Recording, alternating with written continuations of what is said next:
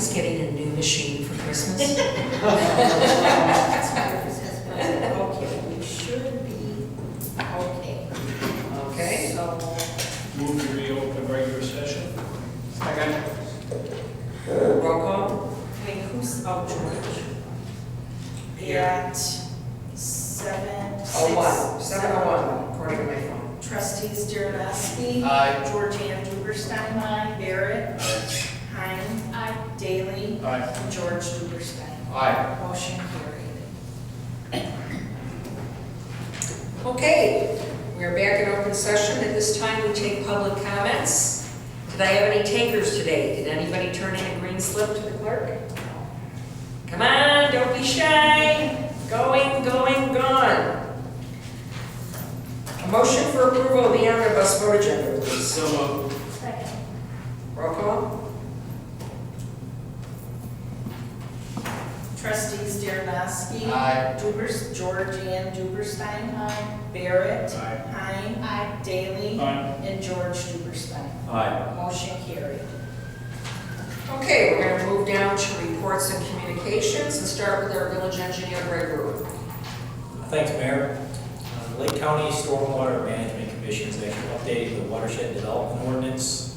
It'll be probably about 2 to 3 more months where we're going to be required to pass the latest version of the ordinance. There's no actual changes that actually affect any actual regulations. They're just basically changing the order and trying to make it a little more user-friendly. So there's nothing, no new regulations, it's just a new ordinance in a new format. One more thing with the 2016 MFT road resurfacing project, there was some discussion on that. Last meeting, wasn't able to get with the Public Works Department to kind of settle on the scope of next year's project. But I did break it out a little further. To resurface just the settlement, that would be Sanctuary Court and approximately half of Bighorn Drive. That would be about $136,000. And to resurface the sanctuary, which is the balance of the project, which is a little closer to Hainesville Road, Aspen Circle, Emerson, White Lane, and Elk Court, that would break down to about $255,000 if we wanted to do those projects separately. That's all I have. Okay, thank you very much. Any questions for Greg? Just a comment on your last note at the bottom of the report. I attended a Lake County Board Transportation and Public Works meeting, and they did say at that time that they were going to change all of the stoplights from 45 west so that they could be part of the passage system. So, Good. but it doesn't hurt to check again to make Yeah. sure. Yeah, we've heard the same thing, so I think that's true. Continue to monitor. Since we're in your section, I don't know if you've caught up or stayed up with this. I looked briefly but didn't find the answer today. October 1, Washington is closing, and it says follow the detour. Is the detour going to be the temporary road? Does anybody know? Or is it going to be right Hainesville all the way up to Rollins and come around to 120?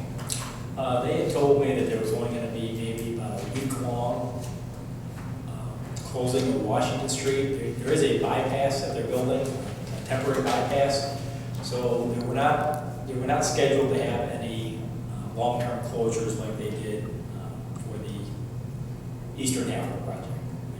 Well, yeah, the bypass road may not be accessible, as I understand it, for several days. We may have a detour even from using the bypass. But my last understanding is that would not last more than maybe 3 days, 2 or 3 days. Okay. So I can follow up with Glenn in the morning and let's see what we can find out.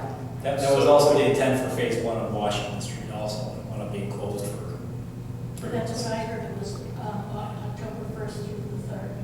Yeah, Yeah, actually, so have 3 days, information on it. yeah. They will be closed the 1st through the 3rd, and the bypass road will not be usable because they have to lay tracks across both of those roads, and that's why it's gonna be closed. They're gonna lay the tracks. Should be 2 days, might be 3 days. And So we they'd be plan working for on that Saturday. It would be Thursday, Friday, Saturday. The first is Thursday. Hopefully, it's gonna be Thursday, Friday, Saturday.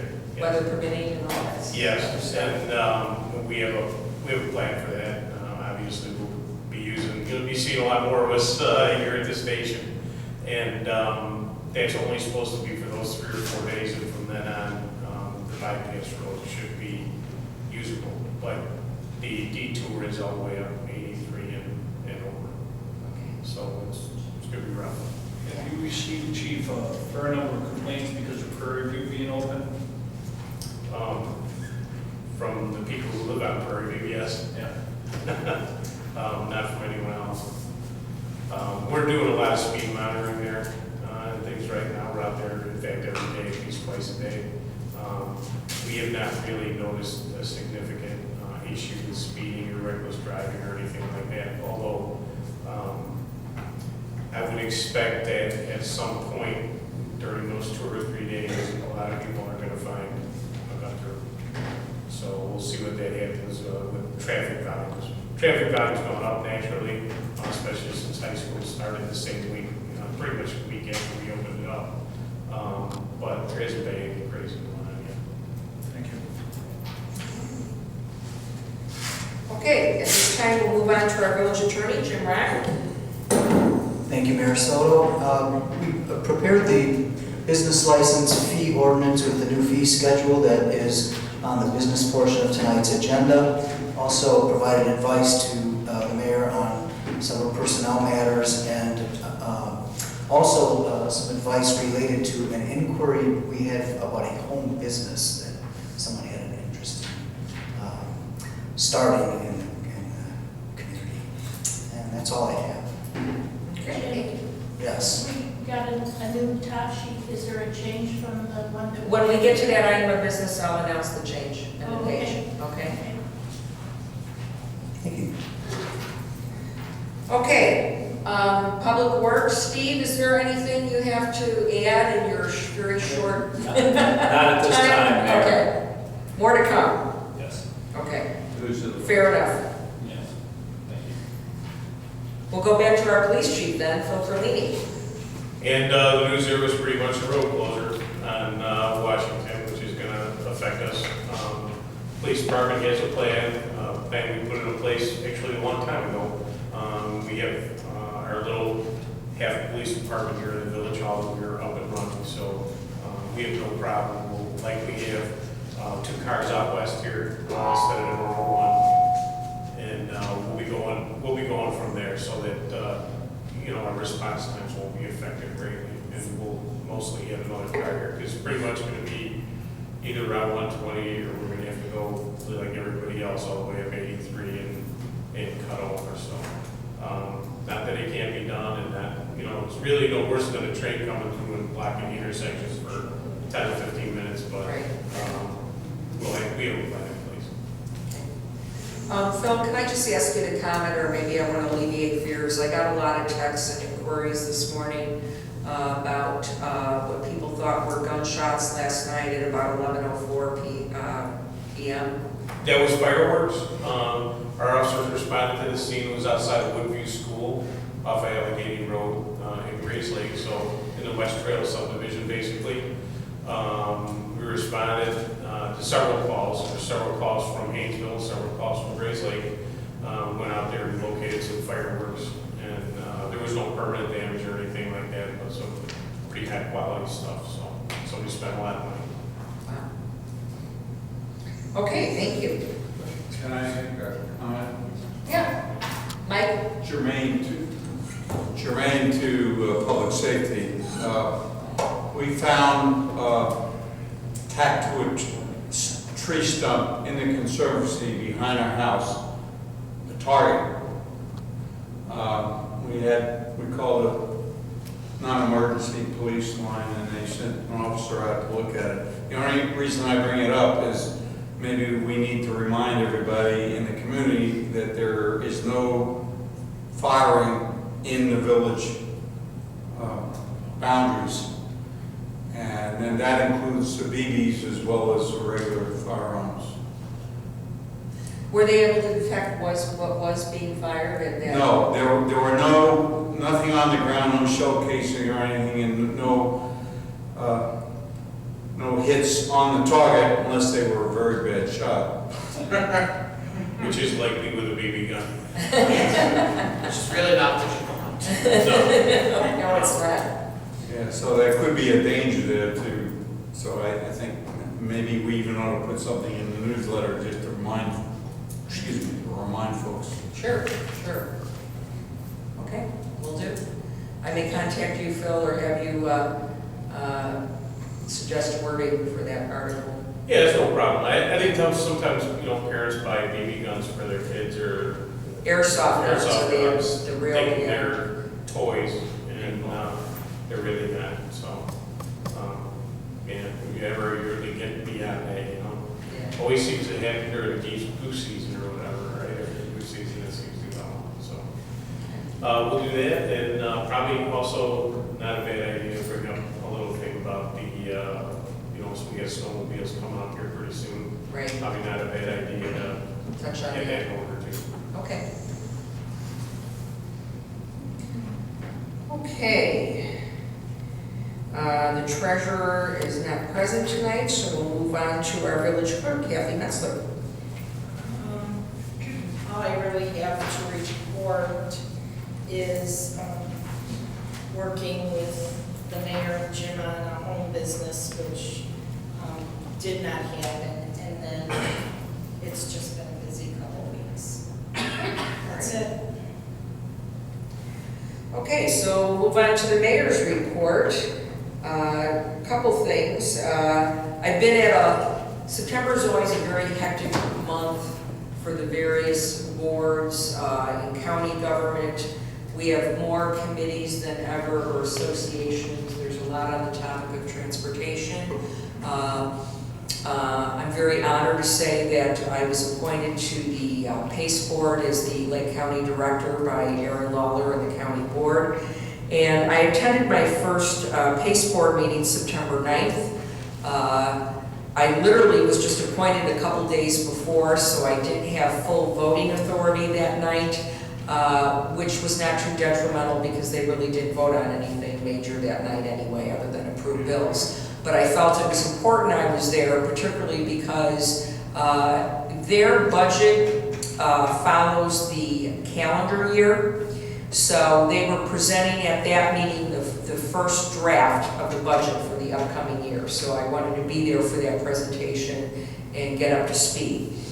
So I am delving in. Obviously, I've been handed piles of reading materials, a transportation report, and this Friday I will be going to Waukegan to tour the North Garage and spending time with various staff members. The following week, I'm meeting with the PACE rep for this area, Tim, Georgianne. You know Tim because Georgianne serves on one of the transportation committees. One of my goals, and I think it's Georgianne, is because transportation has been such a crisis issue for several years, we've had all these wonderful committees with great intents pop up. We have so many, and they really need to consolidate efforts. You can't keep track of all the acronyms. For example, I was expected to be at the LCC TSC meeting. Say that real fast a few times. And that's the meeting that Georgianne represents Hainesville and the best group at. And within 48 hours, I was sent an invitation because of my new appointment to attend the LCTA meeting, which was also being held that morning in the same building. So I asked somebody, I said, do you know that you two groups have two separate meetings set the same morning in the same building? And so does this mean that you close this meeting and you go into the next meeting? Oh no, they were working autonomously. One meeting was on the second floor and the other meeting was on the first floor, and neither of them knew that the other meeting was taking place. And I was the only one that expected to be at both. So I did manage to be at both. Transportation is very interesting right now. So obviously, other than working on the transportation concerns we already have with road improvement and traffic control with street lights and the Lake County Passage and Route 53. The other real issue is other transportation needs, and that's bus service. Obviously, we have pretty good train service. We have 3 train stations in very close proximity to Hainesville. I mean, almost 4, really. The only one that you can walk to, safely anyway, is the one that has the least amount of commuter service. And the frustration I have in the short time I've been working in this world, particularly regarding bus service, it's not just the paratransit issue, it's trying to get continued service in certain areas. And the mindset is we tried to put a bus there and it didn't work. There's not enough ridership.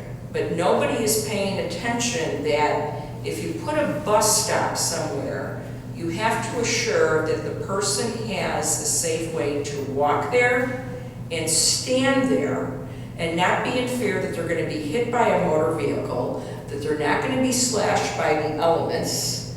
It's mind-boggling that simple things like that have skewed, I feel, some of the studies saying that there's not a demand here for additional bus service. So more to come on that issue in upcoming months. Of course, we attended the IML conference recently. Trustee Duberstein went down for the entire conference, which was good as a new trustee. John Daranoski spent 2 of the 3 days down there and got a lot of useful information. I went for Friday only. That was the day that covered a lot of mayor topics. I went to the mayor roundtable. We'll be talking a lot more about IML and utilizing the information for workshops, I think, over the winter. But I want it to be known, at the mayor's roundtable, there was a lot of discussion from, I think, the majority of the mayors in the room, and we had a very good attendance, that we need to get the Open Meetings Act tweaked a little bit. As much as I am an advocate for transparency, there is a great frustration with the change that said that if I am in a room with 2 trustees, that becomes a meeting and that has to be posted publicly. It is very difficult to keep your trustees up to speed on a project, or even just throw ideas at the wall if I have to talk to everybody one at a time. That is not transparency. You know, it's really exposing yourself. It's being naked, and there's some things you just don't want to see or hear about. So I am an advocate for getting that changed, and my heart went out to Donnie Schmidt, the mayor of Fox Lake, because here's another side. I was surprised to see him there. We all know what happened in Fox Lake recently with Lieutenant Glinowitz. Imagine his shoes with what's going on, and he's trying to update his trustees, and he can only talk to them one at a time, every time he needs to talk to them or update them about something. And you cannot send an e-group email either, because if you have a group email and there's exchange, that's considered a meeting. So that is another thing that I'll be working on, and I want everybody to understand why and where I'm coming from, and what my issue is with that. Let's get back to moving on with the important things. I think we should take a break for cake, briefly. Before we do that, I just want people to know what an honor it is for Linda to have the mask to have this position, and it's an honor for Hainesville, but mostly for her that the county board and Aaron Walter thought that you would be a great one for this, and I certainly agree. But I just want people to know that it's a big deal. Thank you, Georgia. Thank you very much. Before we take a break, just one person's suggestion. Can we finish the business, clear up the first agenda, and break between 2 weeks? Or there's something else going on that I just don't want to know about? Well, I thought a lot of people like to leave before we go to the second meeting, so I thought they could take one to do business. Should we No? finish the first meeting? We've finished the first meeting. We're going into executive session.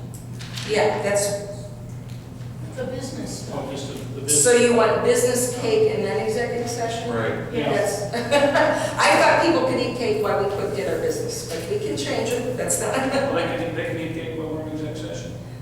Sure. They can eat their cake too. You're no fun anymore, Jerry. All right. The mayor has been overruled. We will have cake later. Mayor just saw the wisdom of the other option. Is there any other general announcements then before we move to business? You know, we're eating cake later. First item up is a motion to cancel the October 13, 2015 regular board and committee of the whole meeting. So moved. Second. Any discussion? Roll call. No business to take care of. We just- Why? Why? Not that I'm opposed to cancel. It's for the same premise that we have canceled the first meeting the last 2 months, is we feel that there's not enough work that warrants 2 meetings in a month. No argument. Second. Trustees Darrenowski. Aye. Georgianne Duberstein. Aye. Barrett. Aye. Hein. Aye. Daly. Aye. And George Duberstein. Aye. Motion carried. Okay, the next item up, you have a new page, page 1, on the ordinance in your packet, revising the business license fee schedule. Minor language change, and this was changed by the clerk with the approval of Jim Rock, and she placed a new copy. The change simply is this: if you go down to the fee schedule paragraph and go to the middle, license fees for the period of May 1st to April 30th must be paid by April 30th, and what has been added is the language prior to the start of the new business license year. That's the only change. I should have highlighted it, I apologize. I think it's simple to find, right? Yeah. You know, neither Kathy and I caught this, and I think it's real hard sometimes because when you're so close to certain things, and we deal with this every year and are used to it, we assume, which is never a good thing to do, that everybody would know that when we say the period of May 1st to April 30th must be paid by April 30th, that as you're renewing, you're going into the new year, so you have to pay by the end of your current year. So that language was added to take away the ambiguity, and that's the purpose. So, So moved with the change. So moved. all right, we have so moved, we have a second from John. Any further discussion? Just a question. All Yeah. those other things on the machines that were Xed out, were they previously in the ordinance and now they're no longer there? Is that what that means? Correct, to show you that, yeah. So what you had was a lengthy chart, and now you have 3 lines. So there were all those varied fees for all kinds of machines and other kinds of things, and now it's just the 3 lines that are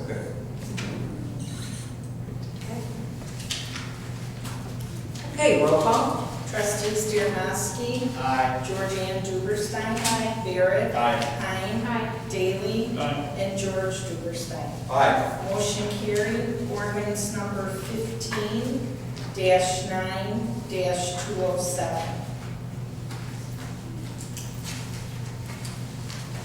Okay, item 3 under business was requested by myself and the liaison for finance, Jerry Daly, based on the recent receipt of Public Works Superintendent Jeff Gately's letter of resignation. So, I contacted Robinson Engineering, who is our water sewer operator, and when the Public Works Superintendent is on vacation or sick leave, Robinson helps with coverage in that area. Our other contractor, Dave Schultz, also helps with coverage as needed. So we're in that mode, if you will. And what I talked to them about was coming up with a proposal or contract where they would continue those services temporarily while they work with us to write an advertisement for a replacement for a new public works superintendent, and that would be placed in trade journals. And as we received applicants, we would decide who were good candidates, and they would also help us go through the interviewing process. And when a decision was made to make an offer to someone and they were brought on board, Robinson again would stay on for so many hours per week to train that person and get them up to speed. And at what time they felt that that person had jumped through the hoops, been trained adequately, made it through the probationary period, then they would wean themselves and go back to their original role as our sewer and water operator. I feel that that's a real good solution. We have a good relationship. This is involving Steve Zahner. Everybody knows Steve's here tonight. Of course, Terry Brown will be involved, and the only reason Terry's not here tonight, you know he normally would be, is he's on a fishing trip that he had planned for some time. So, and of course, John Rucker, our water operator, would be around as well. So I'm going to give Steve the floor in a minute just to talk a little bit about this. But when I received this, of course, I called Steve and of course tried to negotiate the figure, as mayors will do. And we came to an agreement that the weekly fee, instead of committing to it permanently, the first 2 weeks, you see there's a weekly lump fee for $1,300. And then it talks about, in the back page, an hourly rate for various levels, being Steve Zahner, Terry Graham, and of course, John Rucker. So after that initial 2 weeks, what we agreed we would do is we would sit and talk about what's been accomplished and what needs to be accomplished the next 2 weeks, and decide if we still need that same number of hours in service, and therefore the amount would remain $1,300 weekly, or would we now be able to reduce it to say $1,100 because we need less hours in certain areas. So that's the approach we're taking. Steve, I would love for you to tell the board a little bit about your background, not just with Robinson, but your career, and anybody else you want to talk about at Robinson. Well, sure, let me insert one thing, because I know the board's going to think about it. How are we going to pay for this? When the situation first arose, I charged Kelly, our treasurer, with going to Public Works, finding some money, see what we can come up with. And she came back in the day with what Linda and I think is a very good suggestion.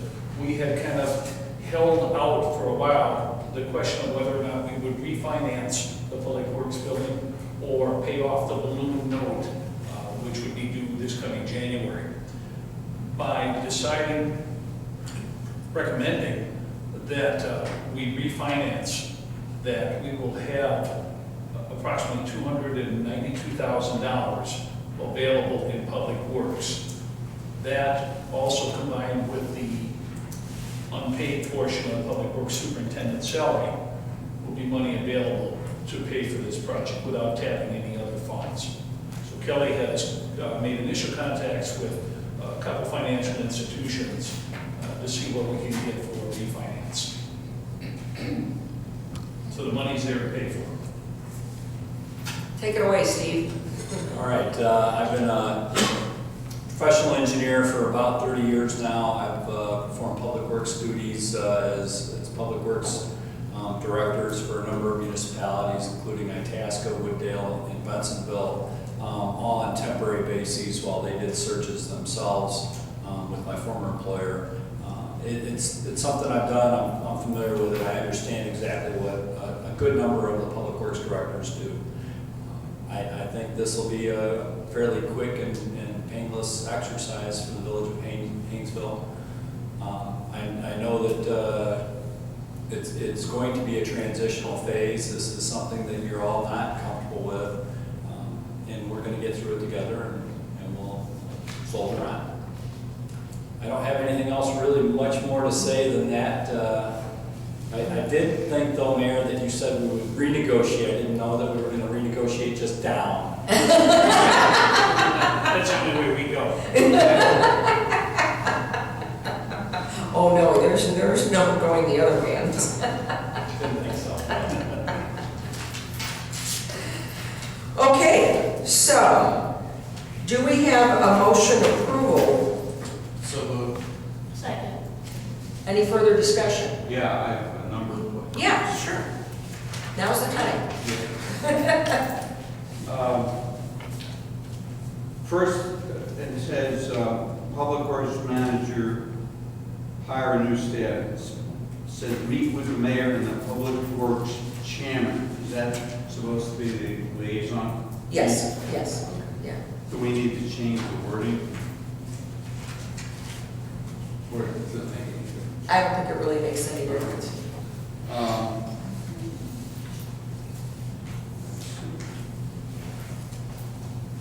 Will the Public Works Manager, as did the Public Works Supervisor, have any authority to spend any of the village's money up to a certain level to get supplies and that kind of thing? Because it's not so indicated in the contract. Steve, you would not be spending any money I would not without be my spending approval. any money without direct approval from at least the mayor and or the board, depending upon the dollar value. Okay.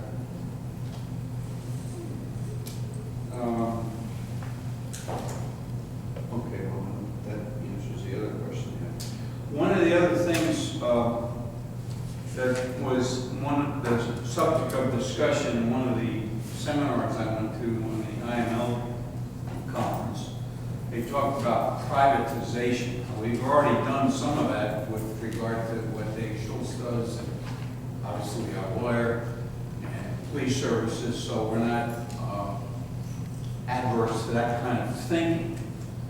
Might we consider, instead of trying to get a new hire for a public works supervisor, having Robinson or whatever take over their public works function permanently? Or Well, I'll share a couple thoughts on that. Number one, the police department is not privatization. Well, It's an intergovernmental Yeah. agreement, okay? So that is a different animal. I did actually, in my initial meeting, and I did, Trustee Daly was there as well, we did have some discussion with Robinson about that possibility, although I didn't know at the time really how I felt on it. I had mixed feelings, but I wanted to see what their feeling was and what we were talking money-wise. And Steve, please correct me if I'm wrong. I think we came to the conclusion that for the size we are and what we do and what we budget, that we can't afford it, okay? That was the quick conclusion, okay? And at the same time, while I wholeheartedly support Robinson Engineering and feel very good in their execution of the duties, listed here, I do like that we have our own public works department. There's certain things I like that we do provide on our own, and I think public works is one of them. Yes, we'll always continue to contract out certain aspects. We're never going to try to do everything on our own, but I like the fact, the way we can respond quickly, efficiently. I just like that hometown feeling. So maybe that's more emotional than logical, I don't know, but at the end. We did in the past have a Mike. general, it's there. We did in the past have a general conversation with the village manager of Grace Lake about, could we ever do this, what would you think about it?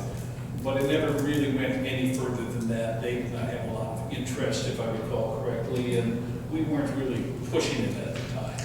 Well, So and thought's been out there. yeah, it's been out there, and Grace Lake is an example. They do have their own public works department, but they have actually privatized a lot or contracted out a lot of services. And sorry, Mike Ellis, because I love working with you on a lot of things, but I don't think that they've gotten the best service in certain areas by doing that. And that proof I give based on major snow activities. And I'm eyeballing the chief because I know that officers have had frustration. If you want to compare snow response in Hainesville to Grays Lake, particularly talking even just icy roads, I'm going to tell you who gets the job done quicker. And it's not because we're a small town. It's just the way we handle it. One other question, and I'm maybe going to get a phone call tomorrow.